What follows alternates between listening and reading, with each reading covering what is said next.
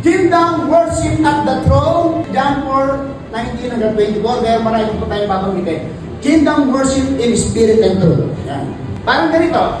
If you worship is out of tune to the kingdom of God, you hit the wrong note. Hello, naintindihan niyo ba? Kapag kayo, ang buhay nyo ay out of tune sa larawan at uwagin ng Diyos, you miss the note. Ang ibig sabihin po niyan, kung ang pagsamba nyo ay wala sa larawan ng uwagin ng Diyos, ang pagsamba nyo hindi makakarating sa trono.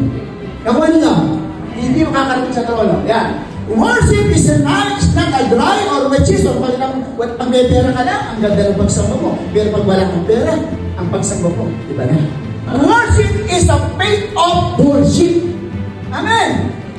Worship is a faith of worship.